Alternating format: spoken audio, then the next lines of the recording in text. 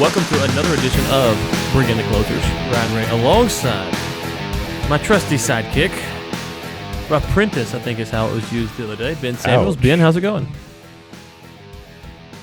I don't know, Obi-Wan. How are we doing today? Tell me what's new.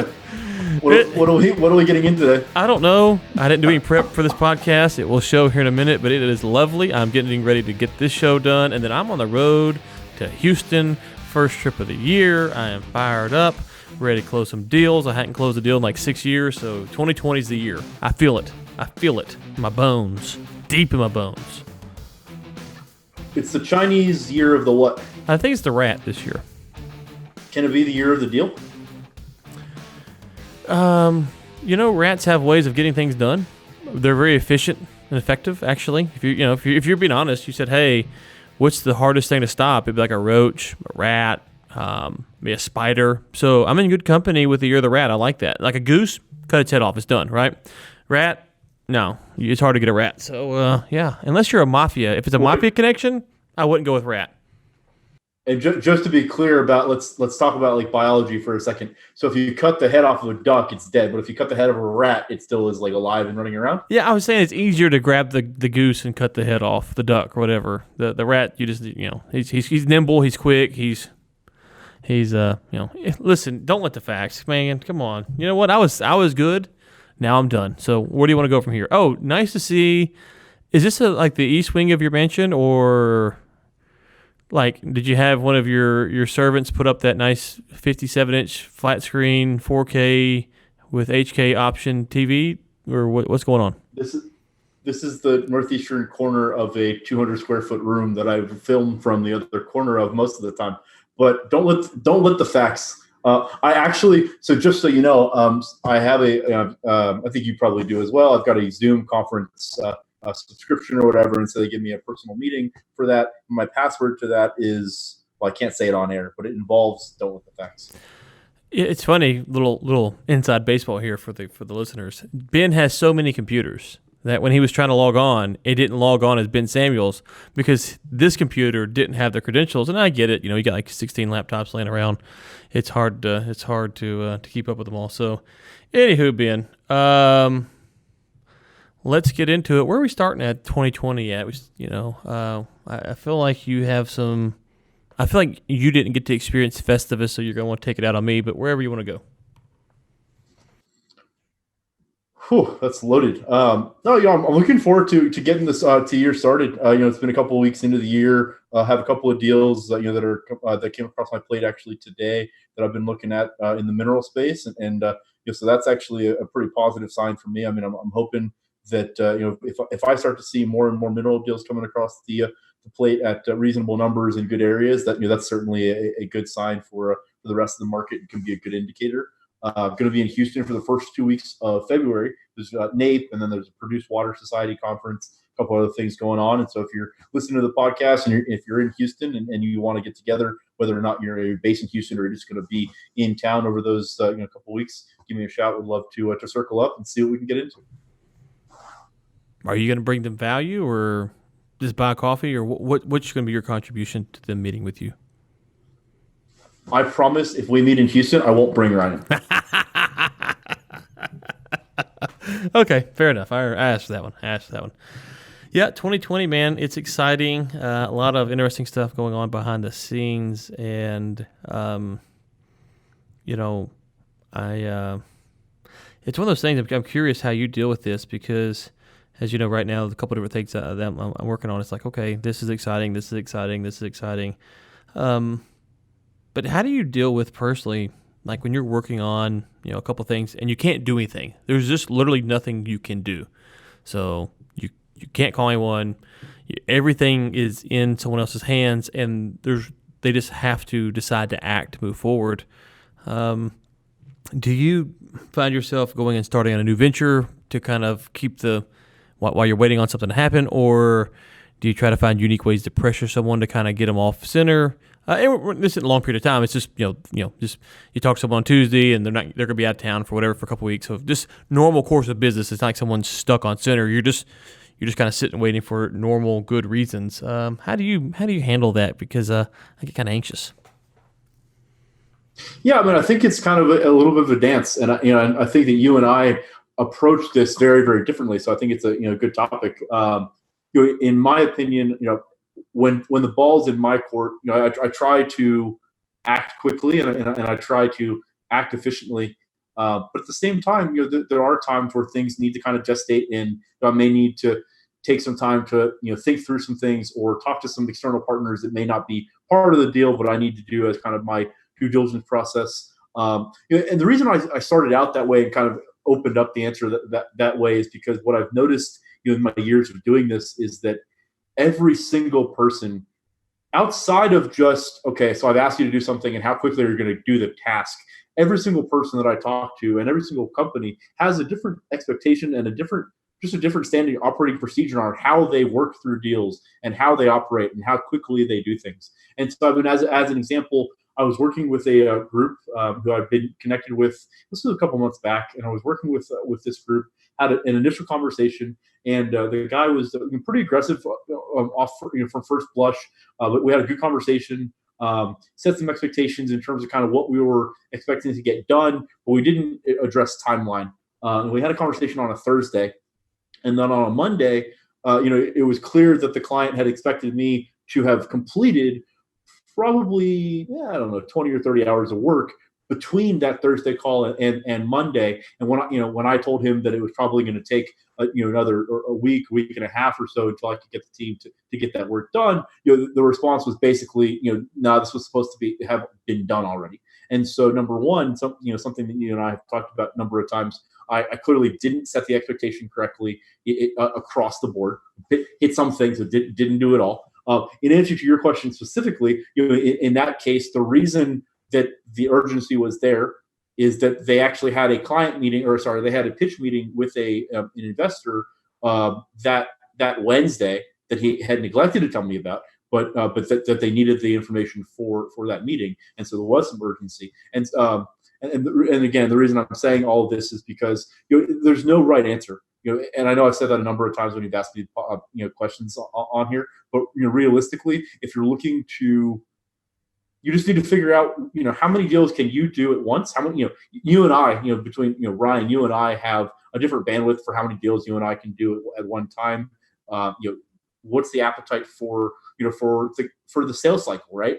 So let me say it this way: if you're working on a dozen plus deals and every single one of those deals has a sales cycle of 6 months or more, that may be a problem. You probably need to have some shorter term, maybe lower hanging fruit things in the pipeline. And so it's kind of going back to what I said at the very beginning. It's sort of a dance. You kind of have to figure out who has the bandwidth to do what at what times, and how can you kind of interact within those. I know that was kind of an esoteric answer, but that's really the best I can do, because again, I'm talking about from a deal maker's perspective. If you're talking about salesperson to client, we've talked about that dynamic quite a bit. So that's quite a bit different, right? Yeah, I guess for me the hard part is you look at some of this stuff like with China working on or whatnot. It's just those sales cycles. There is no sales cycle, right? It's just there's no deal cycle. It's just you send it to someone and you wait, and then they get back to you, and then you wait, and then even if everyone wanted to close something tonight, it just does. It cannot happen because of international regulations and all kinds of stuff. So it's just different, and so I find myself on the long. Those are long lead items, right? Those might take. I might get some stuff done this year. It might be 2021. I don't know, but it just kind of depends. It'd be second quarter before anything really has the potential, I would say. But go ahead. No, I was going to throw something back, back at you and see how what you think. So, I mean, so given that, you and I have talked about a number of deals that have that kind of indeterminate sales cycle, and so there have been times in my career, and I'm wondering if you have as well, where I generally, if there's something like that has either no sales cycle or very long sales cycle, I can generally volley a bunch of those at one time, right? Because my involvement in that is going to be relatively minimal, and so I can do a lot of those. The problem becomes, and I'm curious how you address, let's fast forward 30 months down the road, and you volleyed 42 different things in the air, and now 6 of them have stuck, and you don't have the bandwidth to take on those 6 things. Now, what do you like? How do you address, I guess, in the flow of the short term, and I'm closing deals on a monthly basis or quarterly basis, in intermingled with the, hey, I'm developing this long term relationship, relationship sales cycle thing. But once that comes to fruition, that's going to take. So how do you kind of marry those things together and balance that? I'm curious. Yeah, that's a good question. So what I try to do is I try to play to my strength, which is the cliche answer, but we tell you what that means. So if you look at some of the stuff we did in South Africa last year, there was a point about this time last year, a little bit later in the year, where it was really research intensive, and we had to look up a lot of stuff. We had to do all stuff, and so I had Nate start looking it up for me, because that was going to be more beneficial than for me to sit down and start doing that. He could look it up, bring it to me, kind of brief me, and I could ask questions and point him in the right direction or whatever, and he could go back and do that. And then when we went down to South Africa, what I was able to do at that point is I'd had Nate brief me, over various times, and then we went to the meetings. I pretty much had a good idea of what was going to be, from our standpoint, what we needed to cover, what we needed to make sure we got out of them. If I didn't, Nate was there, and if Nate could have been there, he could have prepared some more reports for me or whatever. The other thing is, and this comes from just negotiating and putting deals together, is you kind of know certain pinch points and things, and if you're listening, you can listen for signals and stuff, and so you can play off that. So for me, it's when there's something that becomes super intensive, if that's something that's I think that's really beneficial for me to dig into, then I will. But if not, I'll try to either use someone like Nate or someone else to come in and help with that, because that allows me to keep going on and doing the next thing. And with that deal particularly, as you know, and I don't know if we're talking about the show or not, it got really close in June and then kind of got punted back to 2020. So I could have invested months of my time doing research and stuff like that, and then ultimately that deal got punted to probably this year. And this isn't to devalue Nate's time, but it was just more beneficial to use Nate to do that during those few months, and that allowed me to keep on going. So that's how I try to juggle that, because, and then there was some points where ultimately I had to sit down and I had to stop and I had to talk to lawyers and deal all that stuff. But the more of that I could cut out on the research and finding this out, tracking this down, the better it felt like from my perspective. That makes sense. So, kind of tangentially related, not really. I mean, when you're looking through deals, is there? Well, actually, let me circle back. If that's the case, if you're looking, and we've talked about that, we've talked about the process of delegation and figuring out, kind of how to figure out what your box is and how to stay in that box and delegate the rest of the things out. The difference being, or I guess one of the differences in the way that you and I do things is that currently I have an executive assistant at this point. I've recently hired somebody, but I don't have any employees at all. I have a number of contractors that do some task-based work, but mostly they're on projects that are not.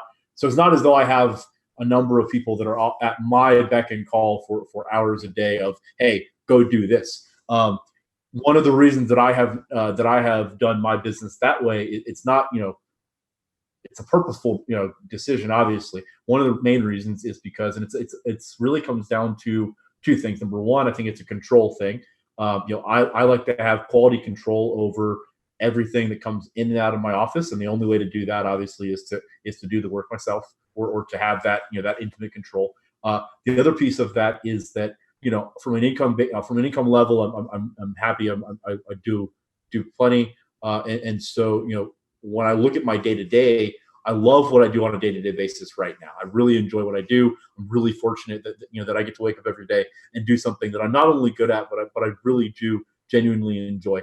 And if I were to hire people on at least to some degree, that changes, right? That dynamic changes into, now I'm managing people as opposed to being able to do the day to day things that I was doing before. And so I kind of walk you through a couple minutes of kind of my thoughts. But so given that, how might you respond to somebody like me, who certainly, I will freely tell you that if I were to hire some people, I would absolutely make more money every year personally. My company would as well, and I'd be able to expand more quickly. But I'm just not sure that that's the path that I'm looking to take. But how have you addressed those things, or kind of how do you see that? Yeah, so I would say for me, if I had the capacity right now, just to, if I wanted to, I guess I suppose I could bring on, let's say, 5 to 10.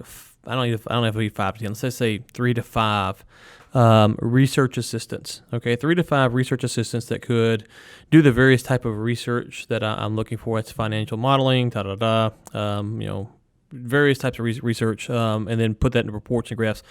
If I had that capacity, my ability to go and find deal flow would grow exponentially.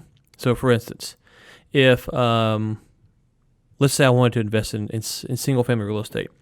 Well, if I had a research assistant that could go and pull the real estate data from across the country, I'm not going to break it all down, but pull that pertinent data, bring it to me, let me ask 4 or 5 questions or whatever it is. They go back and they go through that process 6 times, let's say, and then I said, okay, let's build out some models and let's go and look at buying a potential property that fits this demographic in Louisville, Kentucky, or wherever it's at.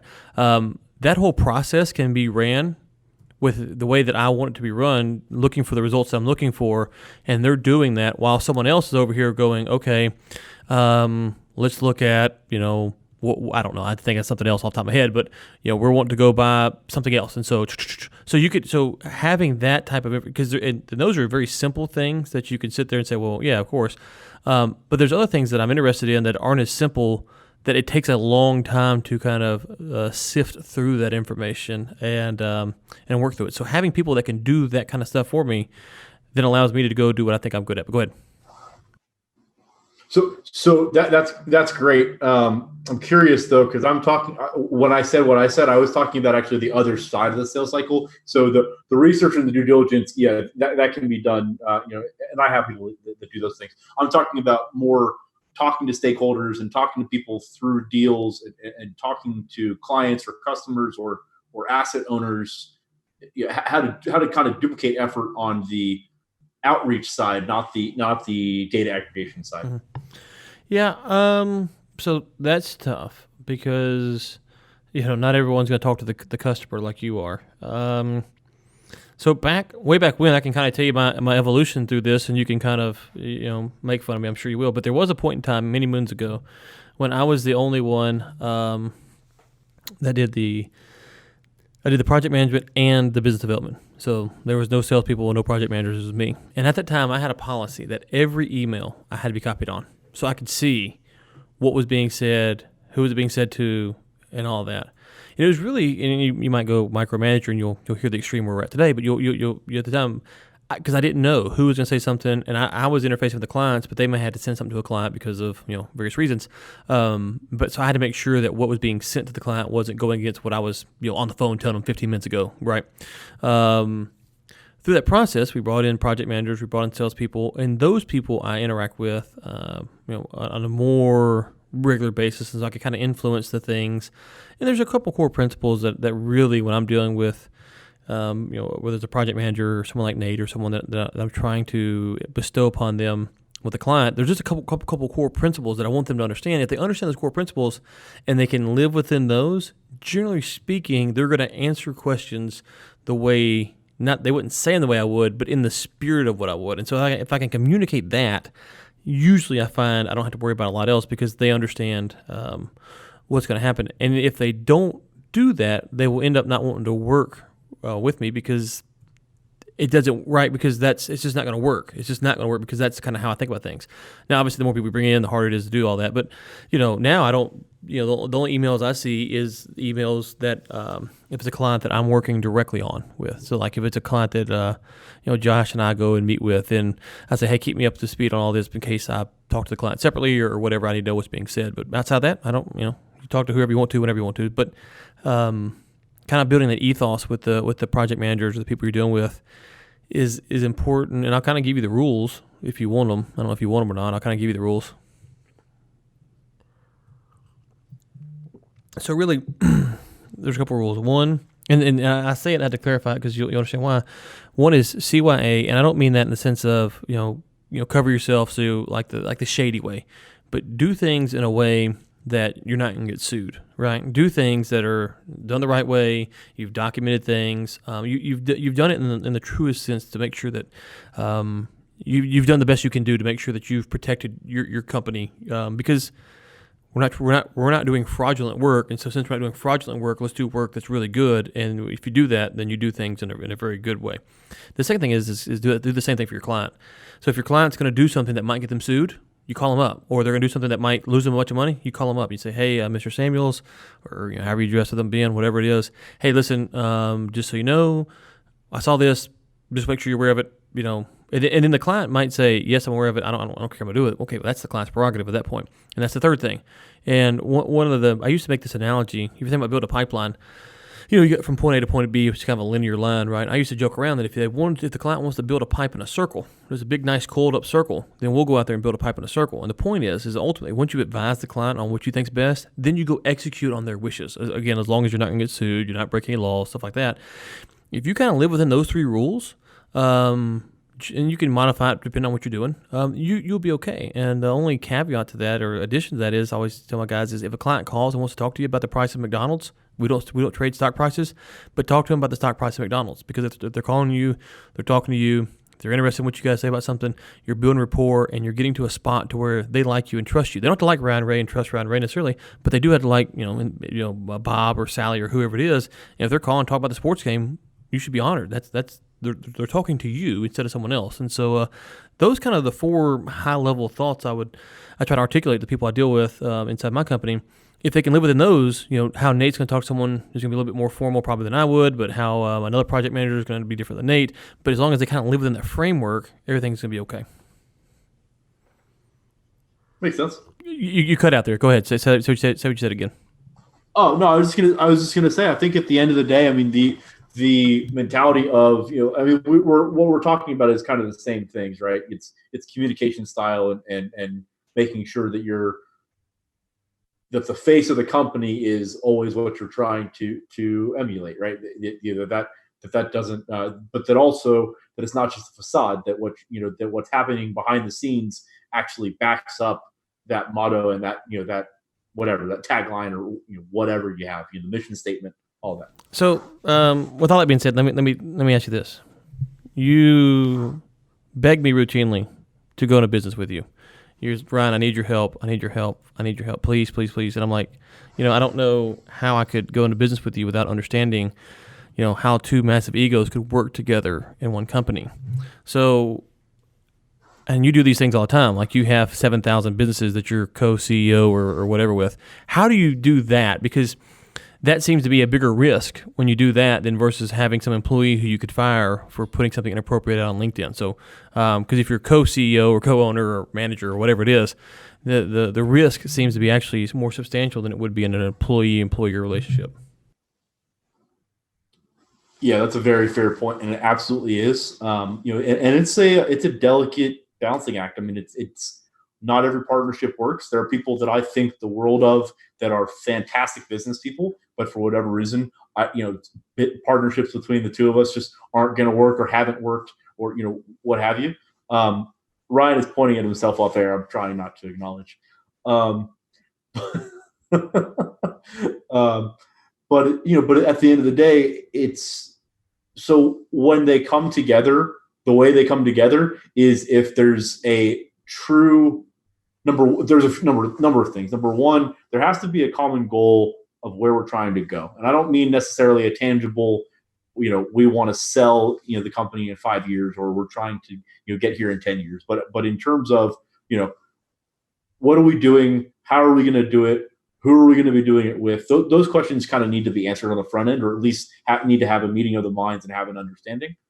In addition to that, there needs to be a very, very, very clear division of labor and division of authority. And what I mean by that, and those are two very different things. And so division of labor is just who's going to be doing what, and so if you have two people in a partnership that they have either extremely overlapping or very similar or just pretty similar strengths and they have similar weaknesses, that may not be a good partnership, even if the business makes sense or even if the other pieces are in place, because you need to have enough coverage in all the different areas. And then, that might just mean bringing in a third party. But again, that's adding another layer, right? And so, when you're talking about these partnerships and putting them together for sustainable projects, and so I'm not talking about just, Ryan, Nate and I putting a mineral deal together and flipping it within 30 days. I'm talking about putting something together more substantial that's going to kind of take roots.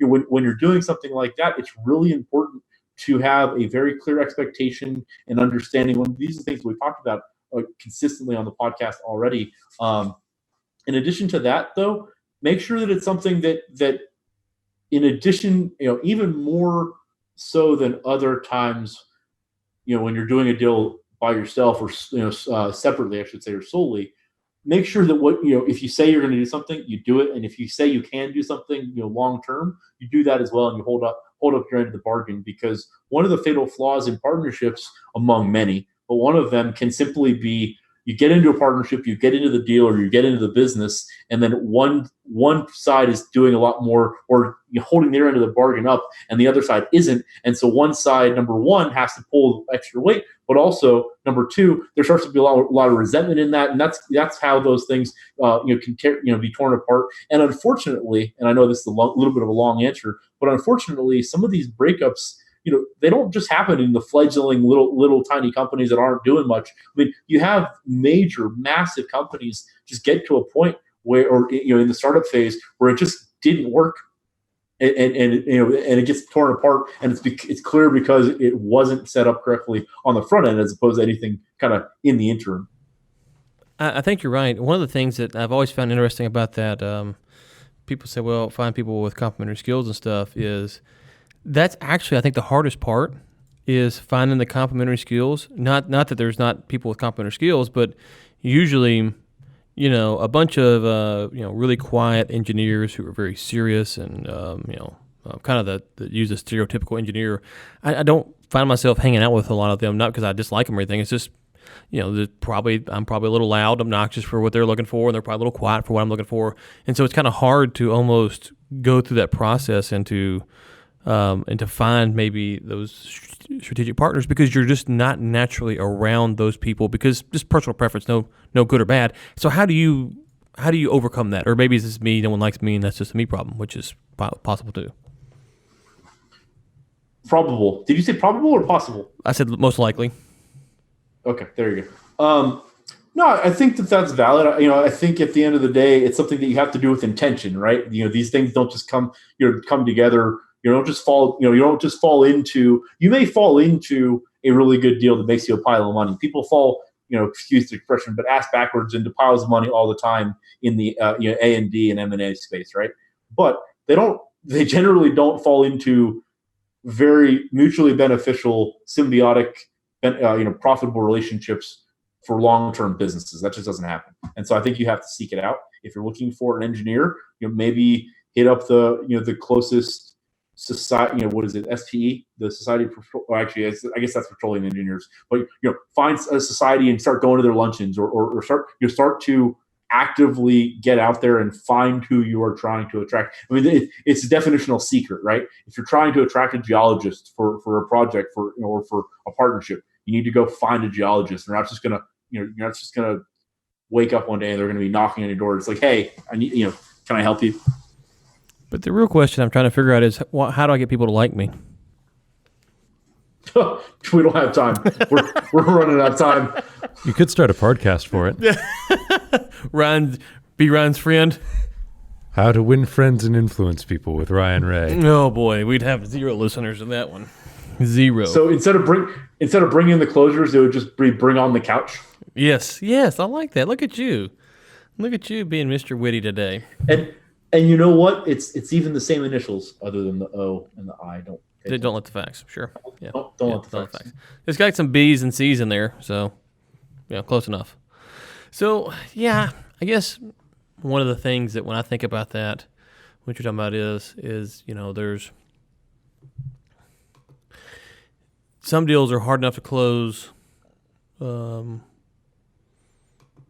when you, because of your controlling position in the deal, you're trying to put together A and B, and you're trying to massage this, and I'm working on a deal offline that that you know about, and there's a certain document that has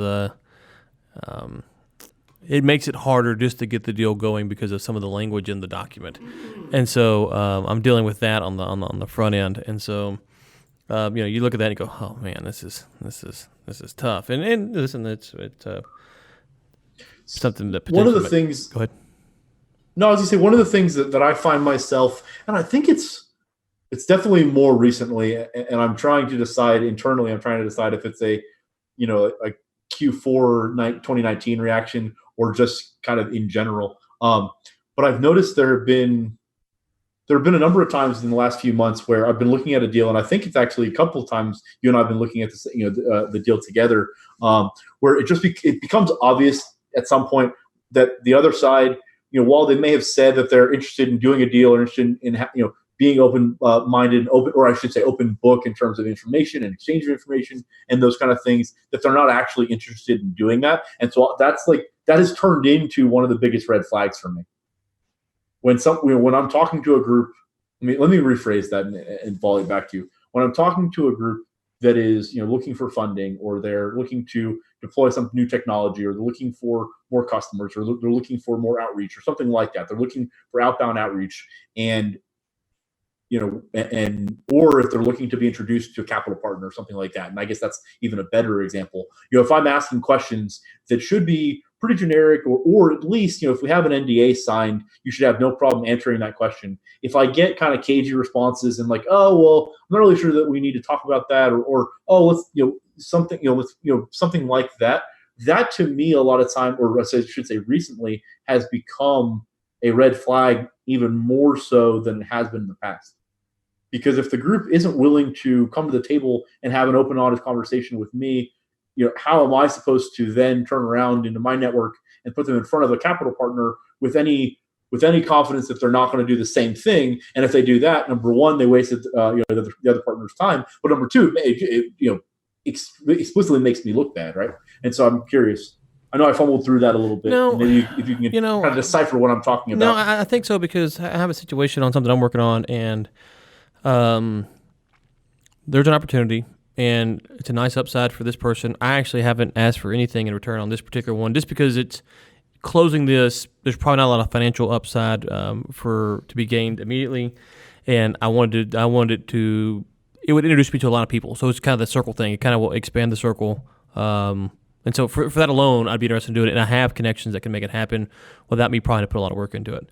And so on that, it's been I'm waiting for them to send me the NDA to kind of go through. There's certain questions that I need them to answer. They won't answer until they send me the NDA, and so it's kind of like, okay, hey, I need the NDA. I know they're busy. I know they're kind of swamped because it's a smaller shop, but it's like, okay, I just need you to send this to me, and we can sign it, and then. I'm not saying we get it done, but the ability to get it done will go a lot quicker and faster. And so I look at their I don't want to say unwillingness, but their forgetfulness to send it. And I say, okay, well, how many more times am I going to hit them up before I just move on? So how many more times do I hit them up before I move on? And in my mind, let's just say I said I may hit them up once a month for the next 3 months. I hadn't determined that, but so through the end of March. What I would do in that case is through the end of March, I'd let it go. And then there's certain, I don't want to get into too much specifics here because I get away, but there's certain things that would happen that would naturally allow me to circle back around to that in this particular case, 6 months, 8 months from now. And when that happens, I might drop it for 3, 4, 5, 6 months. And then when that happened, I might circle back around that point and say, hey, just so you know, I'm going to do this, this, and this. Or, you hadn't heard from me in a long time, kind of a final call. And then if they don't respond then I would probably put it away. And if they reapproach me a year or two from now, I'd say, okay, we're not talking until we actually paper it up. Now I'm going to charge you, things like that. And that's not to be difficult. It's just at some point, to what you're saying, I try to be charitable because I know in this case they are a small shop, they are busy, but at some point I do have to move on. So it's not exactly one-to-one, but you do have to make those decisions. Yeah, I think at the end of the day, kind of more to zero it in a little bit more, if I'm on a call with a group and we have explicitly said that we're going to be trading an NDA back and forth. Let's pretend that we haven't actually signed the NDA yet, right? But on the phone call, it's very first call, and we talking about the NDA. It's like, yeah, I'll send you one over after the call. Go ahead and get it signed. That'd be great. If the rest of that call, so number one, if the other side were to say like, okay, well let's hang up now and reboot this after we've gotten the NDA signed, that might not be a red flag. That's just kind of a little awkward, maybe not the best, respectfulness of time. But if the rest of that conversation, if they're like, okay, great, that sounds good, and then you get into the weeds, quote unquote, and you get a lot of responses back. Well, let's wait until we get the NDA signed to do that, or I don't really want to talk about that because we don't really know how the NDA is going to look or whatever. That to me says that even after the NDA is signed, that still kind of needs to be on my radar, because the NDA, I mean, at the end of the day, you and I both know that NDAs, they help, but they're worthless on paper. I mean, it's not like someone's going to fight it in court, and that's really hard to fight. And so, just conceptually, if I'm talking to a group that won't talk to me unless an NDA is signed, it alarms me to the point where it's like, okay, well, what else am I missing here? Why are you being so protective of the information? And other than if we're talking about something that has like pure like IP and like actual tech, I'm not talking about like new tech that there's things that actually need to be protected. The reason I said that way is because I know you don't see it the same, and so I'm curious what your response would be. Right. So I think I try to take it case by case. It kind of goes back to those principles earlier. So if I got a client that's really Mr. Classified and doesn't want to reveal anything, and I mean, there's something on the other day that I sent you, and you're like, well, where's it at? I'm like, I can't tell you. It's got an NDA, and so because they're really super secretive and stuff. So I try to mirror where they're at. I do think there is a time and a place for the NDA or the intellectual property agreement, things like that. Like I said earlier, I like having the information, so I like trading information because I can actually get a lot of value out of that. So actually, no. So without talking about that specifically, that's actually a really good example. So I wish we could actually just kind of scrap the nonsense that I just said, because what I'm about to say is much better. I don't know if it's going to be good, but it's definitely going to be much better. What a lot of times I will be sent, and you're not the only one. Consistently, I get sent an NDA either from a partner like yourself or from the actual company prior to getting any information about what I'm signing the NDA to uncover, right? And so I can't sign an NDA. Like in my day-to-day business, I cannot afford to sign an NDA unless I know exactly what I'm going to be conflicted out of and exactly what the NDA is going to be covering in terms of back-end information. If you tell me what the information I'm going to be receiving is, and then I get the NDA, and it's just, hey, what we're talking about cannot be shared, okay. But if I need to sign the NDA to even be told, hey, this is what we're protecting, like that makes me kind of like, why? What are we doing here? So that, I guess for me, it's a spectrum of things. I think sometimes people deploy those because they are being too predictive. Sometimes they use that as a front because they don't want to actually deal with you, and so they say, well, we got to sign the paperwork. And so I think there's a wide range of why they do it, and that's why.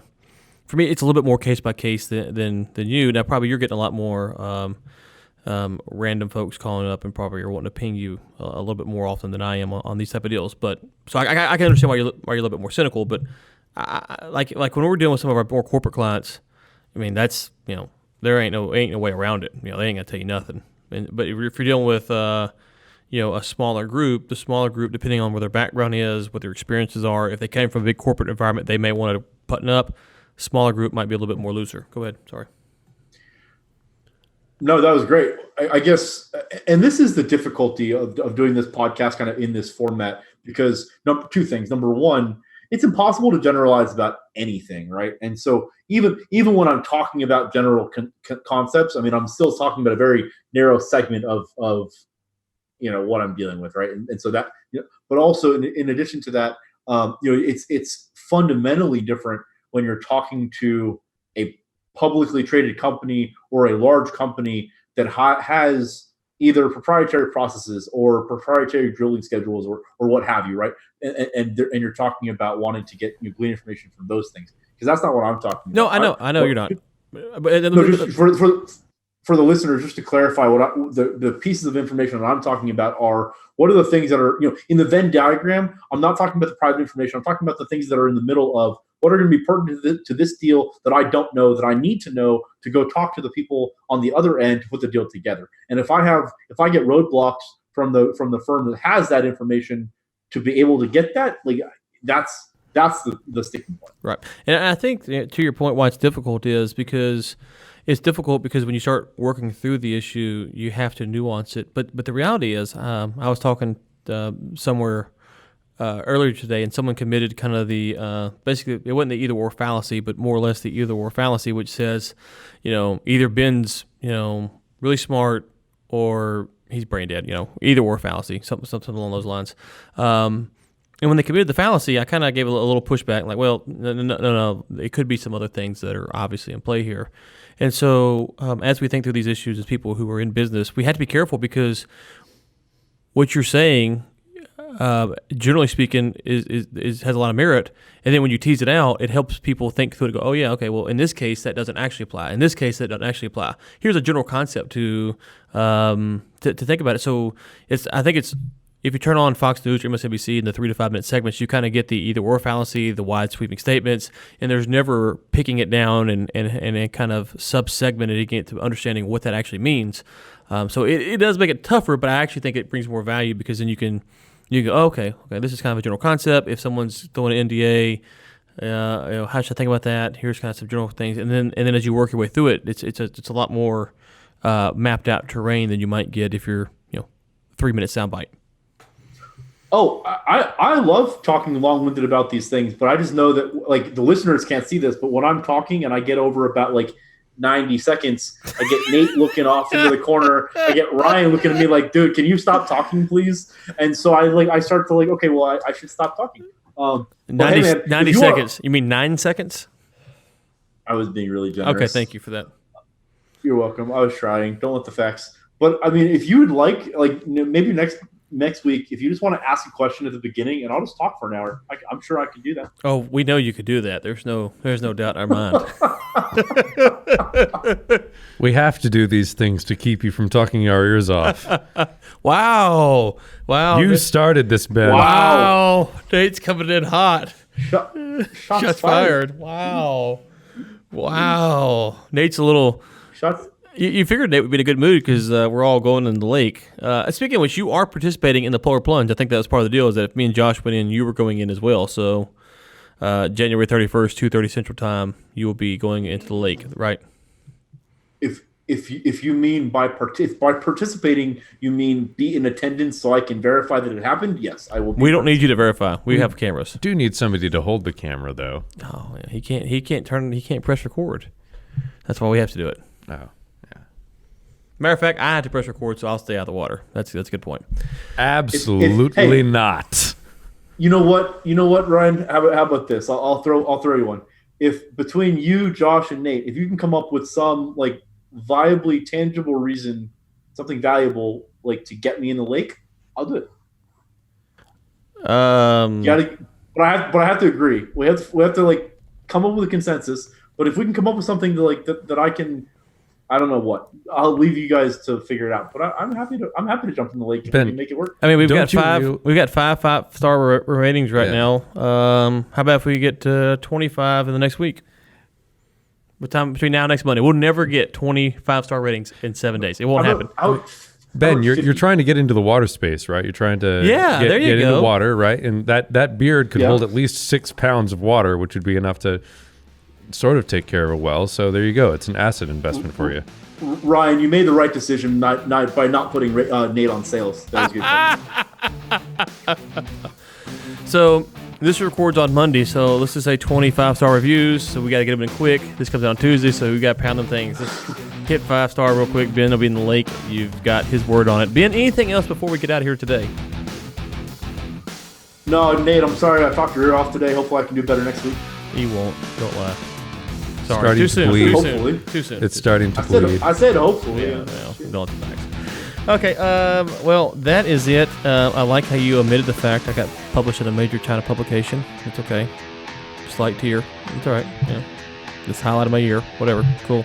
No attaboys, nothing from you. I mean, highlight of the year on January 3rd doesn't really say much, but look, I mean, if we want to talk about it for a second, no, I don't want to talk about it at all. I don't want to talk about it at all. No, okay. So. See, I didn't think so. So that's why I didn't bring it up. Yeah, I know. I want to make fun of you for not talking about it, but I really don't talk about it. So I expect the next one to be in Chinese. There is a in Mandarin. Well, there is a Chinese copy out there. So, anyways, Ben, it was good to get back. We'll be back next week, unfortunately, and the week after that, and the week after that. So, listeners, next week's gonna be a good one. We got Ryan Hunt from Rig Callout coming on. It's gonna be a good one. Yeah, should be lovely. Okay, Ben, well, it was good talking to you, and for listeners, we'll talk to you next week.